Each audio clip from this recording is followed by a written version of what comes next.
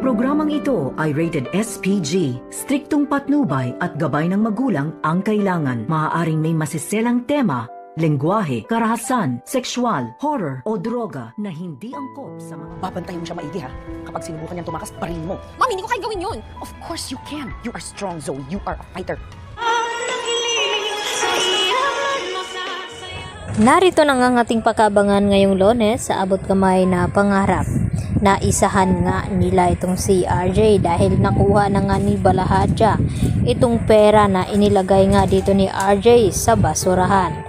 At dali-dali naman na pinuntahan ito ni Balahadja at bago nga nakuha ay nasa lubong pa ni Balahadja itong si Annalyn Santos, subalit hindi na mumukhaan ni Annalyn dahil nakasombrero nga itong si Balahadja at naka-face mask.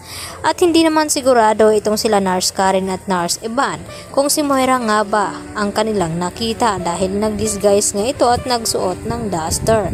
At dito naman na nagtatago itong si Moira at hindi nga nila nahabol nila Nurse Ivan.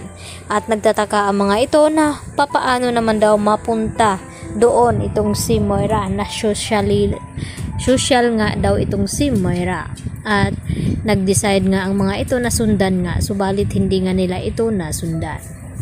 Samantala dito naman kina Lynette ay talagang malakas ang kutob dito ni Dr. Enriquez, ito si Nurse Minor na talagang may nangyayaring hindi maganda dito nga kay Lynette.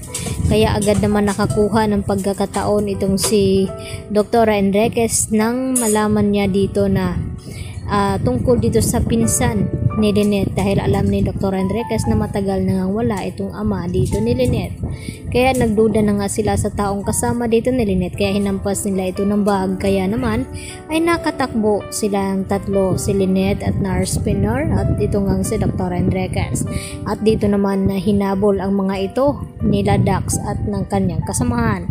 Hindi daw pwedeng makatakas ang tatlo nang sa ganun ay hindi sila makasumbong sa pulis. Kaya dito naman na humingi ng tulong itong sila Dr. Enriquez sa security, subalit biglang ang dumating itong kasamahan ni Dax at dito na pinagbabaril itong security guard at iniwanan naman itong si Lynette nila ni Dr. Enriquez at saka ni Dr. Patricia Minor. At dito rin na naghabulan ang mga ito at kumuha nga ng telepono itong si Dr. Enriquez at tinawagan agad si Carlos at pinadala ang lugar kung saan hinahabol nila itong si Lynette. Kinakailangan na mapuntahan daw nila agad ito bago mahuli ang lahat.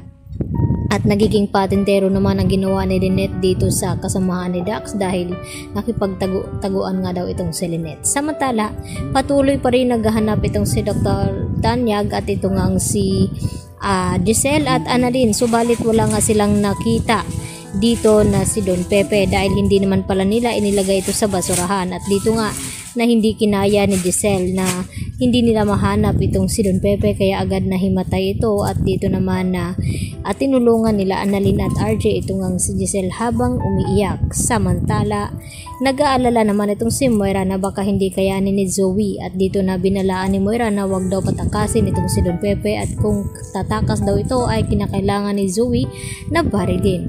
At sinabi ni Zoe dito nga kay Moira na hindi daw niya kayang bumatay ng tao at nagkamalay na nga itong si Don Pepe at dito niya nakita itong si Zoe na may hawak nga na baril.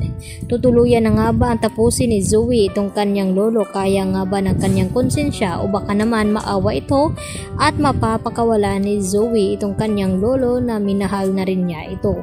At yan po ang ating pakaabangan ngayong Lunes mga kapuso. Dito lamang yan sa abot kamay na pangarap. Yan lang po at marami pong salamat sa inyong panonood. Hanggang sa muli, maraming salamat. Bye-bye!